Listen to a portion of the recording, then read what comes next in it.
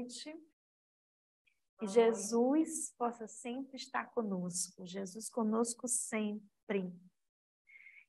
Quando eu recebi esse tema, me veio uma reflexão. Eu fiquei pensando, nossos irmãos católicos, eles têm o hábito de oferecer cursos para casais. Na verdade, vocês conhecem aqui, né? Nossos irmãos evangélicos, eu me recordo que a gente tem familiares evangélicos, também oferecem.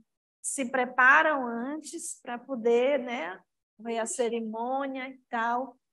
E esse curso de casais sempre é proferido por alguém mais experiente, e sempre é por um casal mais experiente, e ali passa as orientações, alerta sobre situações que precisam de um olhar mais apurado e tudo mais. Ainda não conheço, não vou dizer que não tenho. Nós, espíritas, né, temos um curso específico para casais só. Chega o casal, não, estamos compromissados, queremos fazer um curso, né, uma preparação para iniciar, para formar a família, iniciar a vida. E por que essa reflexão? Porque na doutrina espírita nós temos um conteúdo muito vasto. E anteceder a vivência em família com um curso específico, né? Alertando, dizendo para que serve a família, tudo isso que os nossos irmãos de outras religiões fazem. Seria interessantíssimo. Aí alguém pode dizer, mas se você frequentar a casa espírita, frequentar as doutrinárias, os grupos de estudo, você já vai ter esse conteúdo. Mas quando a gente direciona para uma finalidade, né, tem outro olhar, outra robustez, outra importância. E Allan Kardec pergunta aos espíritos, qual seria para a sociedade o resultado do relaxamento dos laços de família? Na questão 775. Uma recrudescência do egoísmo. Recrudescer, não é? Como se fosse um aumento, um avanço do egoísmo. E o que a gente verifica hoje, basta a gente olhar para o lado, basta a gente parar para ouvir com mais atenção alguém que esteja em dificuldade, nos atendimentos fraternos e na nossa própria família, são dificuldades de relacionamento, dificuldades de convivência. Aí tem outra pergunta, é a 696. Que efeito teria sobre a sociedade humana a abolição do casamento? Seria uma regressão à vida dos animais.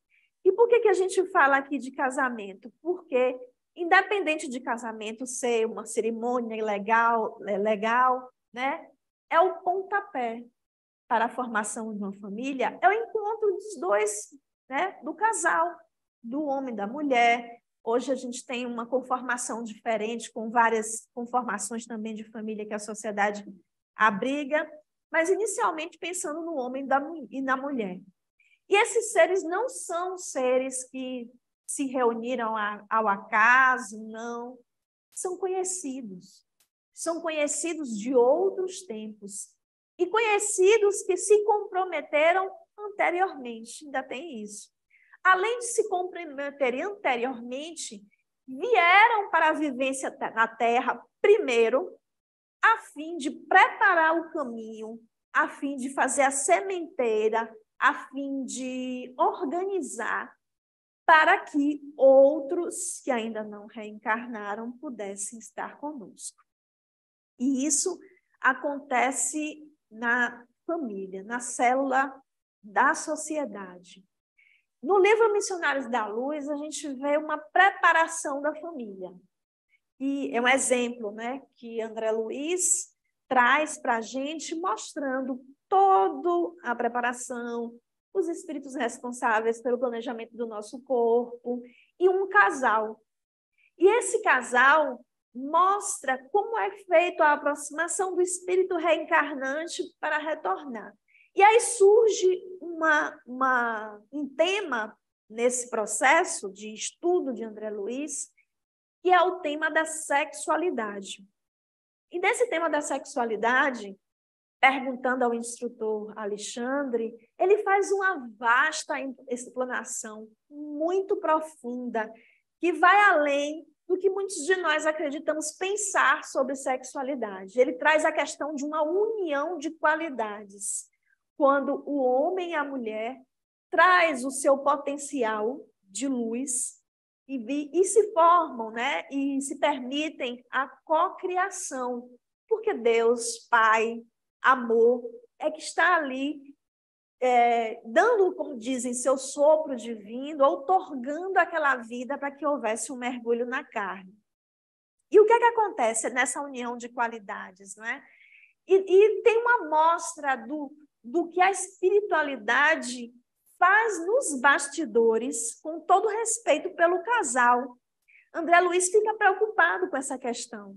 E aí o instrutor fala, né, que um lar, quando ele é um lar edificado em bases de amor, em um lar santo, podemos dizer assim, né, um lar-templo, um lar onde a convivência familiar é saudável, onde há uma manutenção da psicosfera com amor, até mesmo a união sexual, até mesmo o ato sexual do casal é protegido. Mas e no caso daquelas pessoas, né, que ainda têm uma conduta inadequada, que socialmente projetam uma união de casal, mas que ainda, né, buscam os prazeres em outras convivências? O que é que acontece com um dos dois que estão ali mantendo e segurando a honestidade no lar, né? E até isso os instrutores falam que não é justo que outra pessoa, né, fique à mercê dos espíritos obsessores. Porque, nesse caso, quando há um desvio, né, dessa busca por uma sensualidade, quando há esse desvio, sempre nos bastidores acontece uma influência espiritual que está ali permeando aquela questão. Então, nesse caso, também há uma proteção daquele que fica ali para a manutenção do lar, sustentando moralmente, vibratoriamente, o lar, essa união. E aí tem outra pergunta, que é a questão 701, que diz o seguinte: qual das duas, a poligamia ou a monogamia, é mais conforme à lei da natureza? Os espíritos respondem: a poligamia é lei humana cuja abolição marca um progresso social. O casamento, segundo as vistas de Deus, tem que se fundar na afeição dos seres que se unem. Na poligamia não há afeição real, há apenas uma sensualidade. Então, é o que a gente vê em outras culturas, a questão da poligamia, e até mesmo a gente vê pessoas que dizem ter várias esposas, né? Mantêm famílias neste processo. Mas aí não há uma afeição, né? Não há um compromisso, não são almas que se elegeram para poder formar uma família, para poder impulsionar a chegada de pessoas. E aí, no livro Jesus, o Evangelho da Luz da Psicologia Profunda, me permitam ler no capítulo 29, intitulado Matrimônio e Amor, Joana de Ângeles faz uma análise, né? Como é que o matrimônio, a união, né, do casal, vai ali direcionar a família. O matrimônio passou a direcionar melhor as uniões físicas, desde que, concomitantemente, existissem os compromissos afetivos. Pode-se considerar esse momento de conquista como um dos elevados patamares da evolução psicológica e moral da sociedade. Elevados patamares da evolução psicológica e moral da sociedade. Então, começa daí. Porque a gente está fazendo esse preâmbulo, né, da formação da família, para entender a conformação da sociedade de hoje em dia. E a importância da gente compreender esse passo a passo, para ver o que está diferente, o que está acontecendo, em que etapas, em que momento, que falta de vigilância nós estamos tendo, para que o nosso comportamento no lar dos nossos filhos venha a reverberar na sociedade como estava reverberando. Basta a gente ligar os jornais para a gente ver a repercussão do crime que aconteceu ontem, né? Do estudante e tal, com os professores. E aí a gente fica, né? Todo mundo fica alerta quando vê uma criança, né? Que a gente sabe que é um espírito milenar, mas que mal saiu da infância e já tem uma situação dessa, né? E a gente se pergunta, o que é que devemos fazer? O que é que está acontecendo? Mexe com todo mundo essas questões. E aí Joana diz, somente a lei de amor é portadora dos valores que preservam o matrimônio, porque se radica no sentimento elevado de respeito e de dever, que se deve manter os cônjuges, direcionando as suas aspirações para o equilíbrio e a felicidade. E diz, quando Deus junta dois seres, isso ocorre em razão da lei de causa e efeito, que já ensejou o conhecimento das criaturas em existências passadas, nas quais surgiram as manifestações iniciais de afetividade ou foram realizadas tentativas de união que ora se apresenta mais forte e compensadora do que naquele ensejo. E Jesus muito bem percebeu o significado do matrimônio, respondendo que nesse ato são deixados outros vínculos, a fim de que aqueles que se amam unam-se e construam a família, assim contribuindo para uma ordem social mais consentânea com as necessidades da evolução e do desenvolvimento profundo de todos os seres. A gente sabe que, em se tratando de família, o exemplo fala muito. O exemplo diz mais que tudo. Quando a gente recorda umas constituições familiares onde há a amorosidade entre o casal, né? Mesmo com suas diferenças, a gente percebe que é o esteio, que é a base, que é onde as coisas vão parar para pensar. Os filhos, olhando o maior respeito e a amorosidade entre os pais, também vão identificar e refletir isso nas suas próximas relações. Mas não é comum, não é o que acontece, não é o que a gente vê sempre. A gente vê, como diz o Evangelho segundo o Espiritismo, parentesco corporal, né? Que é diferente do parentesco espiritual. E aí a gente percebe que o que acontece então? Que postura é que se deve tomar quando há desajustes familiares? Vou pegar outro livro aqui de Joana para a gente analisar também essa questão. Desajustes na família, do livro Lições para a Felicidade.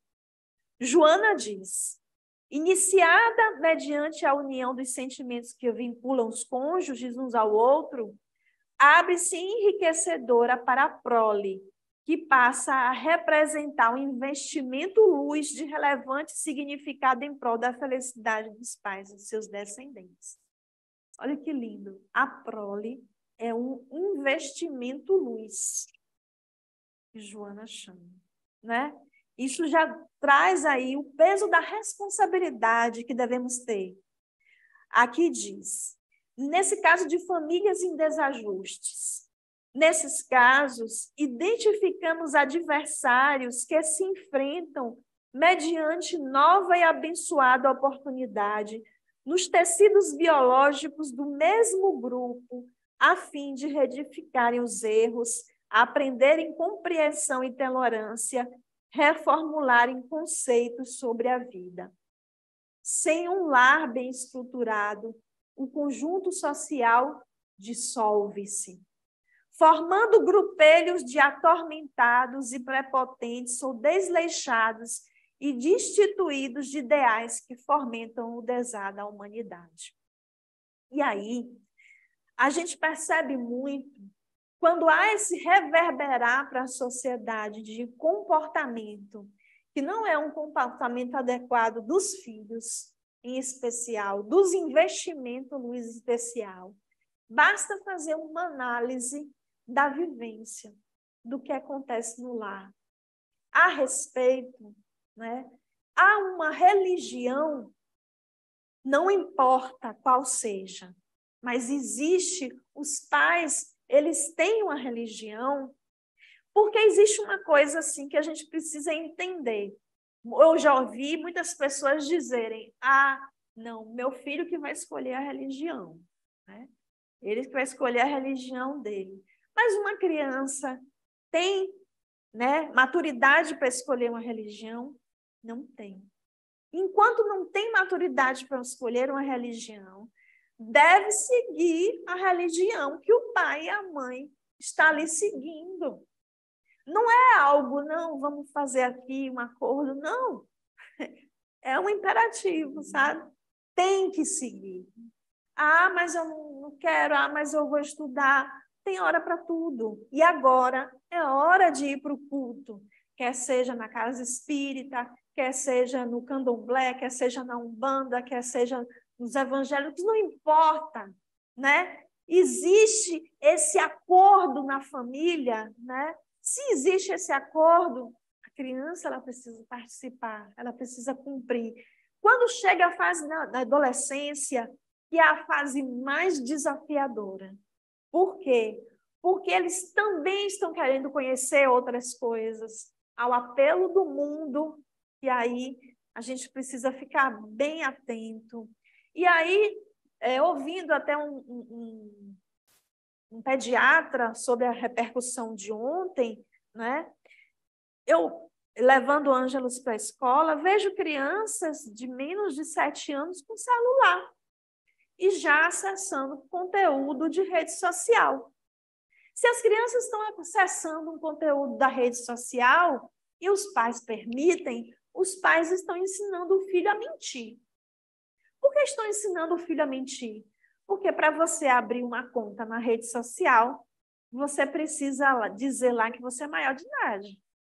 Você tem que botar uma data de nascimento que o algoritmo lá da rede social identifique que você é maior de idade. Então, já parte desse ponto. Já estou ensinando meu filho a mentir. E tem mais. Ali, gente, o conteúdo é o mundo. Ele vê de tudo a todo tempo. E eu não sei se vocês sabem como funcionam esses algoritmos, por exemplo. Você para ver uma coisa, digamos, sapato, né? Parou para ver. Eu acho que eles identificam o tempo que você presta atenção naquilo, e aí depois aparece nas propagandas, no rolamento, sapato, sapato, sapato, sapato. Então, você vê uma coisa e vai fazendo esse encadeamento, né? E nas crianças, eles tendo acesso a isso, a gente precisa entender o que eles estão buscando naquilo. Eu acho uma criança de 5, 6, 7 anos, nas redes sociais, eu acho, nossa, quase bárbaro. Né? Um crime acontecer isso. E outra coisa, reflete o comportamento também da ausência. Acho que foi o Fábio que botou no grupo um videozinho falando, né, dos pais o tempo todo. Os pais o tempo todo, sem visualizar. Olhando para baixo do celular, você não vê seu filho crescer, né? E isso é preocupante. Na experiência em família, para nós, né, amor, é desafiador, às vezes, a gente zerar totalmente as telas. Dizer zero tela. Ângela não vai ter tela. Não vai ter... Tela é televisão, celular, computador, tablet, o que for. É um desafio, né, para a gente.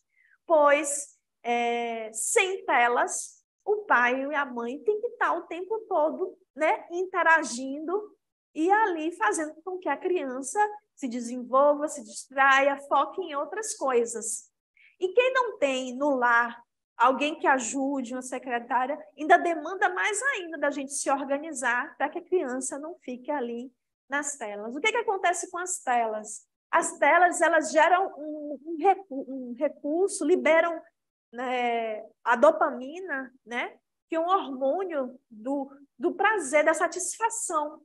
Então, quando as crianças estão ali vendo aquele negócio colorido, aquela coisa interativa, aquela coisa alegria e pererê, pererê, elas estão ali realmente tendo seus cérebros dopados. Estão ali hipnotizados, literalmente hipnotizados. E o que acontece? Esse tempo hipnotizados na frente das telas gera um déficit. Déficit de comportamento, déficit de atenção. A criança, ela deixa de conviver, ela não é mais levada à natureza. A gente não está levando nossos filhos para a natureza, a gente está tirando essa interação dos nossos filhos, né? Os adolescentes vivem nos quartos fechados. Ah, tem que respeitar a minha privacidade. Não é assim, né? Enquanto há uma dependência, enquanto no lar há uma hierarquia, porque existe, né? Tem que vigiar a opinião daquele que chegou antes e que tem mais experiência. E aí a gente se impõe. E está muito difícil nessas questões por isso, por esse contexto todo, de fazer com que parece que os pais fogem da responsabilidade, também ficam anestesiados, não sabem lidar, não querem conviver, né? Aí Joana vem nesse livro aqui, alerta, e traz, é forte aqui o que Joana fala, mas eu achei assim perfeito. O capítulo é Almas Problema. Olha como ela começa. A pessoa problema que reteia contigo no processo evolutivo não te é desconhecida. O filhinho dificuldade que te exige doação integral não se encontra ao teu lado por primeira vez. O ancião renitente, que te parece um pesadelo contínuo, exaurindo-te as forças, não é encontro fortuito na tua marcha. Outra questão gravíssima. A população está cada vez mais envelhecendo, né? E aí, as pessoas, a sociedade, não se prepara para o envelhecimento dos seus membros. A família não se prepara para o envelhecimento dos seus pais, da sua mãe. Não há um acordo, não há convivência. Por quê? Como são almas compromissadas, quando chega o momento certo de cuidado maior e atenção com os pais idosos, né? Se já há um conflito entre os irmãos, é nesse momento que, né, espocam todos os conflitos que pode se imaginar. Aí não, porque eu não posso, não é porque você é caçula, não é porque você tem mais condições, não, eu não tenho como. E aí é um verdadeiro desrespeito. Dói ver, né? Aquele que, independente de ter sido pai ou mãe bom ou ruim, não importa. Se é pai e mãe, se já, né, se predispôs a dizer sim para a reencarnação, enquanto muitos abortam, se eles disseram sim à reencarnação, e se eles, na dificuldade deles, que não são perfeitos, como nós também não somos, né, não souberam amar do jeito que talvez nós achamos que merecíamos, né? Não importa. É nesse momento que a gente deve colocar dentro de nós toda a gratidão possível. Porque lá atrás, coisas que a gente divergiam, né? Que era briga, que era tumulto no lar, o tempo, ele é um delicioso professor.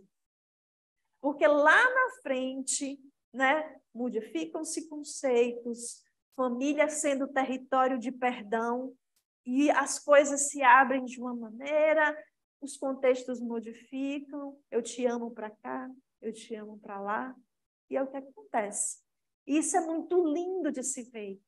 Às vezes, no leito, né, para o desencarne, acontece ainda na caminhada aquele perdão. O perdão sincero ou o pedido de perdão, né?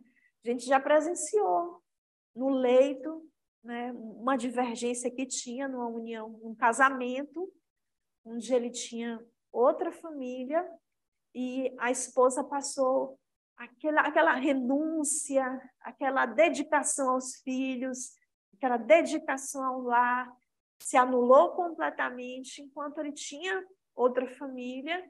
E ali, o que foi que aconteceu?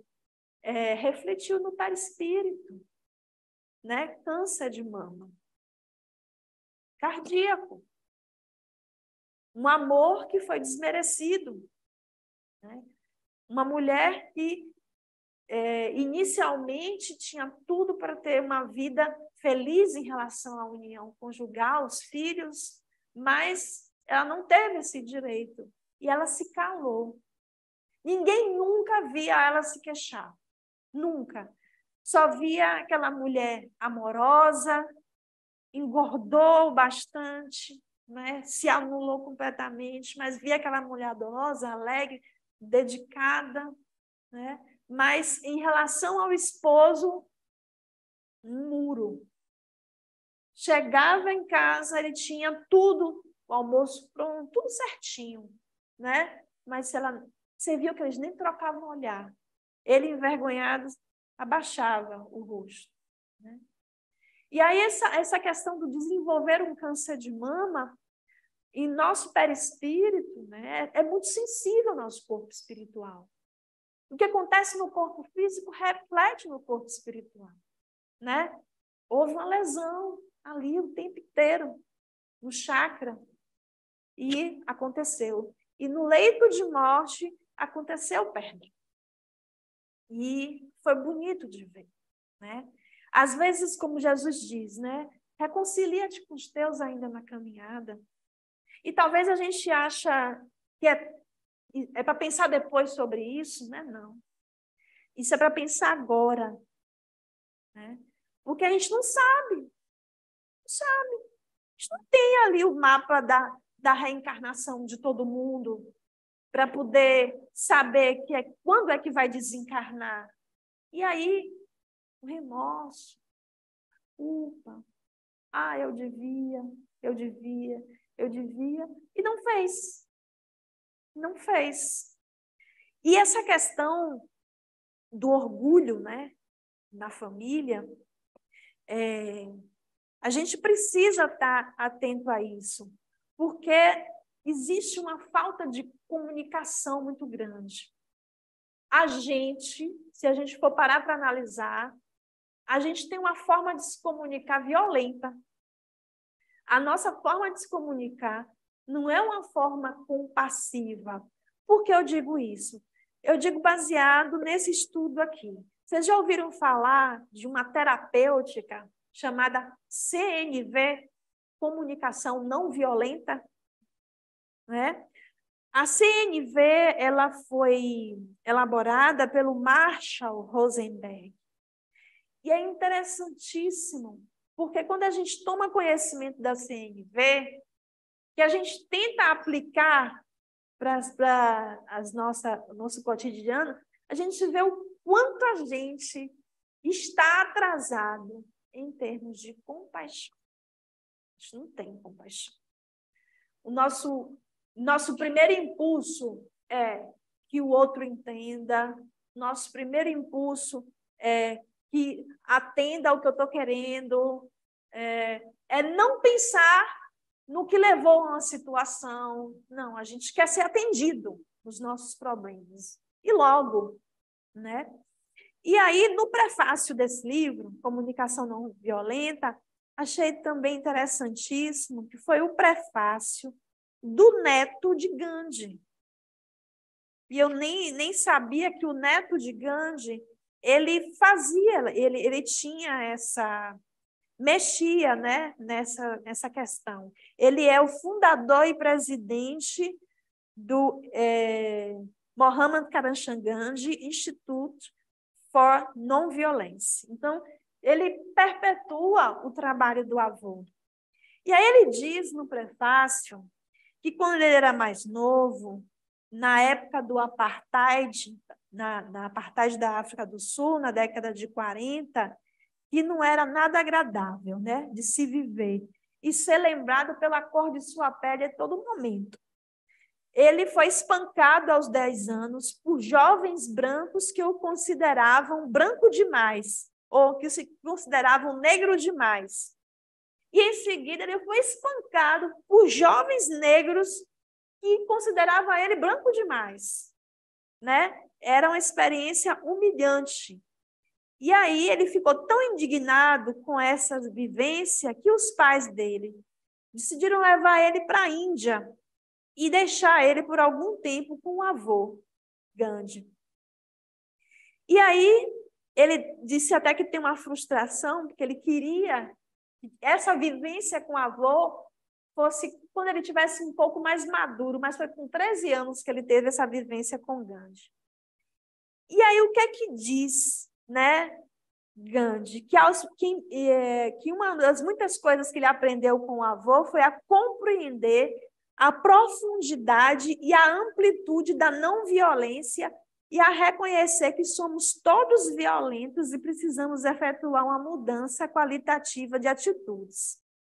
Então, para fazer compreender, o avô fez desenhar uma árvore genealógica da violência, usando os mesmos princípios da árvore da família. Seu grupamento era que eu entenderia melhor a não violência que existe no mundo. Toda noite ele me ajudava a analisar os acontecimentos de tudo que eu experimentava. Lera, vira ou fizera aos outros. Ou seja, tudo que aconteceu durante o dia, né? Gandhi fazia ele fazer uma análise de tudo que lera, de tudo que via, de tudo que experimentara. Isso lembra de quem? Santo Agostinho. Né? E no Evangelho, ele nos recomenda isso, que a gente faça essa análise. E aí, o que ele diz? Em pouco tempo, poucos meses, cobri uma parede do meu quarto com atos de violência passiva. Né? A violência passiva é a violência em que o sofrimento tivesse sido mais de natureza emocional. Porque a gente associa a violência só à força física, né? Mas não, né? Às vezes, né, atitudes, às vezes gestos, parecem atingir mais a alma de alguém do que um soco. E aí, esses gestos de violência passiva, a qual meu avô descrevia como mais insidiosa do que a violência física.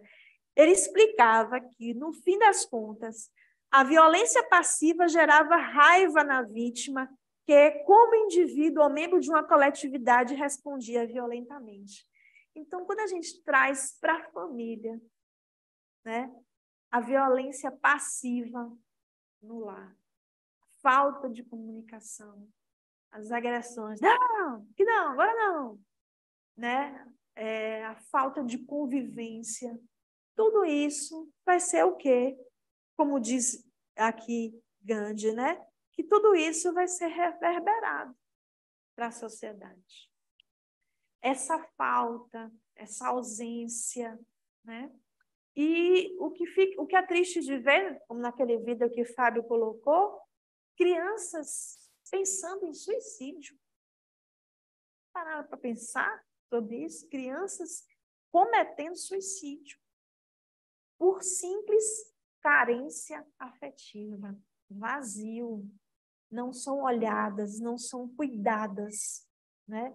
Isso é muito duro.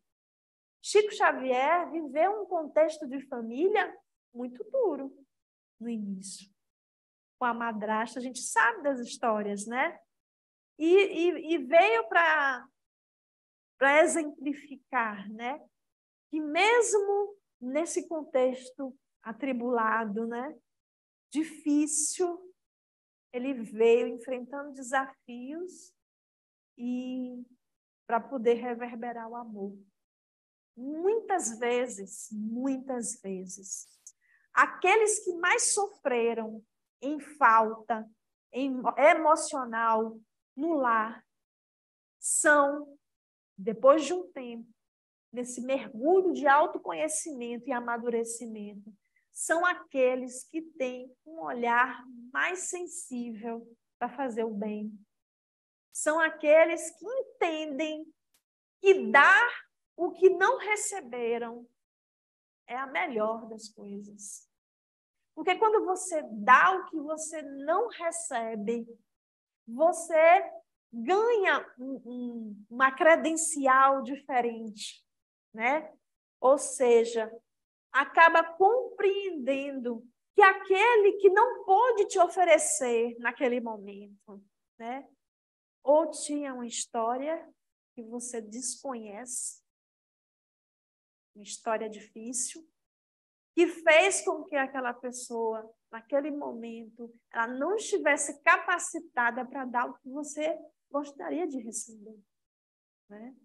Então, você começa a reconhecer que talvez permanecer em uma atitude infantil de só cobrar, só cobrar, só cobrar do outro, não vai mudar em nada as coisas. E aí o amigo tempo, o amigo vida, o amigo experiências vai burilando a gente e chega lá na frente a gente olha para trás, poxa, hoje eu compreendo o que foi que aconteceu, né? Muito se vê, né, adolescentes mesmo dizendo, na casa de fulano não é assim, na casa de fulano não tem isso, na casa de ciclano, eu gosto de tia tal, eu gosto do tio tal, que é legal, aqui só tem briga, aqui só tem não sei o quê. Sempre adolescente, às vezes, expressa isso. Mas a questão da grama do vizinho ser mais verde, né, a gente é uma ilusão. Porque cada agrupamento familiar tem o seu contexto. E no âmbito aqui da comunicação não violenta, né, que são algumas etapas que ele definiu, os 4 componentes da comunicação não violenta: observação, sentimento, necessidades e perdão. Por exemplo, uma mãe poderia expressar essas 3 coisas ao filho adolescente dizendo, por exemplo, olha essa frase: Roberto, quando eu vejo 2 bolas de meias sujas debaixo da mesinha e mais 3 perto da TV, fico irritada. Então, observação. Ela está dizendo o que foi que ela identificou de problema. Foram o quê? Né? Foram as meias sujas debaixo da TV. Fico irritada. Ela está dizendo qual é o sentimento que ela tem naquele momento que ela vê as meias sujas. Sentimento. Então, observação, sentimento. Por que preciso de mais ordem no espaço que usamos em comum? Olha, uma necessidade. Ela está dizendo uma necessidade. Então, eu fico irritada porque eu preciso de mais ordem no espaço que usamos em comum. Ela imediatamente continuaria com o 4º componente, um pedido bem específico. Você poderia colocar suas meias no seu quarto ou na lavadora? Pedido. E aí, com esses 4 componentes, aplicar em tudo. E isso se chama comunicação compassiva, comunicação não violenta. E é isso que está acontecendo, e é isso que é necessário, né? Quando a gente vê essas pessoas que chegam para trazer isso para a humanidade, existe também uma terapêutica chamada Ciências do Início da Vida, de doutora Eleanor Luzes, que ela tem uma tese de doutorado, que ela faz toda uma análise de como é que a gente deve dar uma real importância para esse período de maleabilidade do reencarnante, que é antes de reencarnar, durante a gestação da mãe, depois no período esterogestacional, né? Porque a mãe continua gestando seu filho durante aproximadamente 3 anos.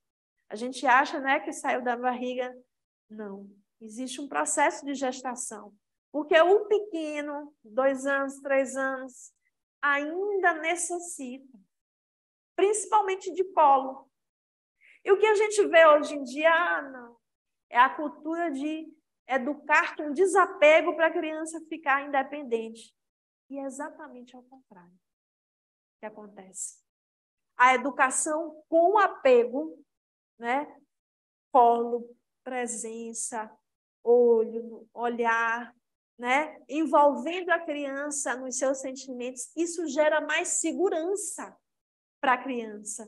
E uma criança segura, ela vai ser uma criança que tem um desenvolvimento diferente, diferenciado.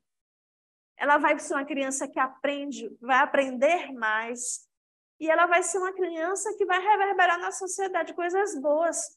Como é bom a gente, né, ter uma opinião dizendo assim: ah, você é mãe de fulano? Nossa, você não sabe como eu adoro seu filho. Nossa, você não sabe como eu adoro sua filha, né? Meu Deus, olha, eu queria conhecer você, né? Olha, fulano fez isso, isso, isso, isso. E você, na hora, né? Você fica, oh meu Deus. Por quê? Porque nossos filhos vão ser, né? A gente precisa prestar conta. A gente vai ter que prestar conta dos nossos filhos. Não é assim, né? Não é algo, há um encadeamento aí no cosmo que existe a lei de amor. A gente precisa reverberar amor. Porque a partir do momento que a gente não faz isso na criação dos nossos filhos, a gente vai ter que repor esse desequilíbrio que a gente causou. E aí como? A reencarnação está aí. Deus é misericórdia infinita. E aí a gente vai falar agora sobre o evangelho no lar. Porque uma medida simples, basicamente simples, nem tanto, né? E necessária. Recordo que em algum momento, em um contexto diferente de vida, como era difícil estabelecer o evangelho no lar, né? Tentava fazer conforme a gente aprendia na casa espírita, reunir um dia da semana, colocar a música ambiente, né? A água ali para ser fluidificada, chamar as pessoas. Nada, nada. Porque quando a gente, não sei se aconteceu com vocês, conhece a doutrina espírita e que se encanta com a doutrina espírita, a gente quer que todo mundo conheça também. A gente quer que, né, nossos pais, meu Deus, todo mundo que faz parte do nosso contexto de vida conheça também. Porque se está fazendo bem para a gente, vai fazer bem para todo mundo. Mas não é bem assim. Nós somos almas compromissadas em um mesmo teto, né?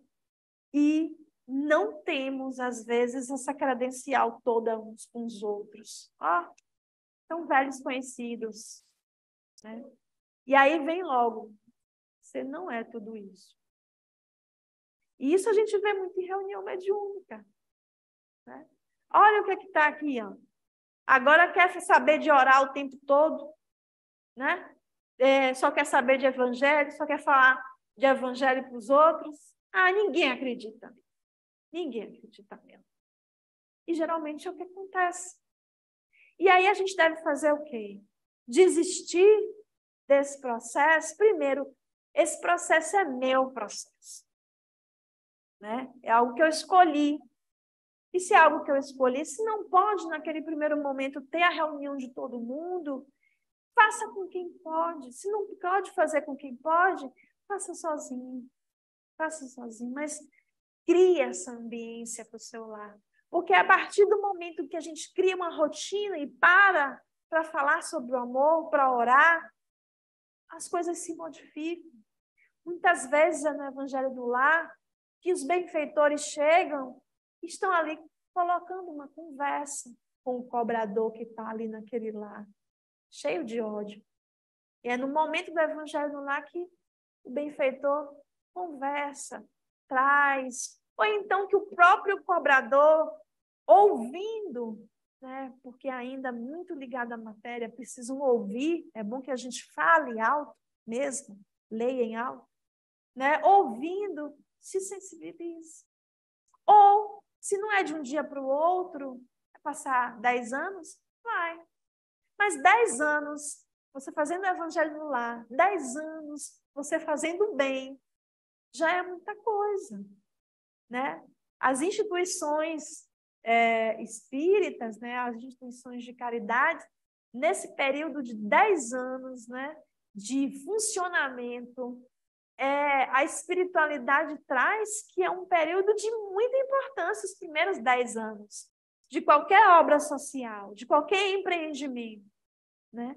Mas é necessário fazer sempre o evangelho no lar, porque além de ajudar a nossa família, a gente está ajudando os vizinhos, a gente está impactando o edifício, o prédio, né? Se existe um desajuste ali de brigas, de contendas, aproveitando dessa psicosfera que a gente cria, os benfeitores vão ali, né? Trabalhando tudo e todos naquele processo. E aí, em relação a... Deixa eu ver aqui um texto que eu tinha separado, de Joana, e é muito interessante, sobre identificar no casal. Por que a gente fala casal? Porque a gente sabe que no lar é o esteio, né? A afetividade proporciona forças que se transformam em alavancas para o progresso, alterando as faces desafiadoras da existência e tornando a jornada menos áspera, porque se faz dulcificada e esperançosa. Não é todo mundo que tem o merecimento de ter no seu companheiro, na sua companheira, um companheiro de ideal. Nem sempre isso é possível. Mas quando se é possível unir o ideal, mesmo que num primeiro momento o companheiro ou a companheira não seja contagiado pelo seu ideal, mas em outro momento isso pode acontecer. E pode acontecer muito. Por quê? Porque esse envolvimento com as tarefas do bem vai criando uma harmonia diferente. Essa movimentação da caridade vai proporcionando mudanças dos seres. E aí o companheiro vê, não, fulano está diferente, né? Fulano está assim, está assado, não está mais reclamando, não está mais isso, não está mais aquilo. E o companheiro e a companheira que têm em comum do mesmo ideal, eles vão estar ali, ó, se amparando, se fortalecendo, porque foi necessário essa união para que tivessem um programa evolutivo em comum e esse programa impactasse outras vidas. Então, devemos agradecer as dificuldades que se enfrentam e agradecer os méritos que se tem de se reencontro de almas. Às vezes é uma conquista nossa. A gente conquistou isso, que a gente nessa reencarnação se encontrasse com fulano de tal, se encontrasse com fulana, para poder os dois transformarem e promoverem o amor. E a gente vê muitas uniões felizes. Mas quando a gente olha essas uniões, por exemplo, na doutrina espírita, casais que estão há muito tempo ali unidos, muitos filhos, na tarefa, né, juntos, a gente vai perguntar para eles, né, como foi a vivência. Foi fácil? Nunca é. Nunca é fácil. Aconteceram momentos de indisposição, muitos, mas, em nome do amor, permaneceram ficar. em nome do amor, se perdoaram.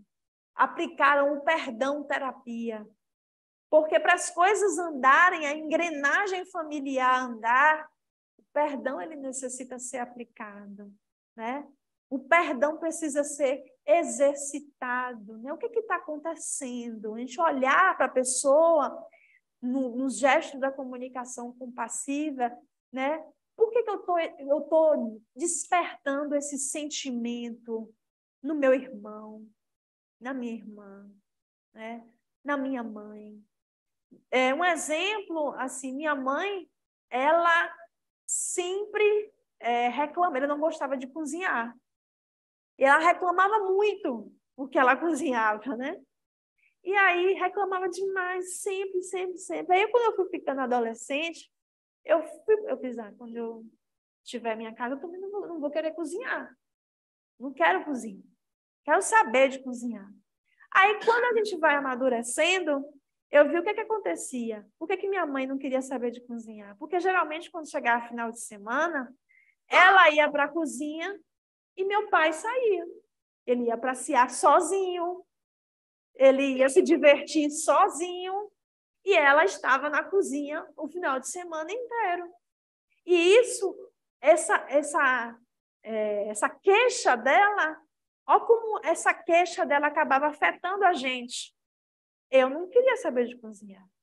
E eu não sabia mesmo. Eu casei muito nova, eu não sabia. Eu botava a panela cheia de comida a panela dentro da geladeira, cheia de comida e fazia uma confusão, não sabia. E aí o que aconteceu?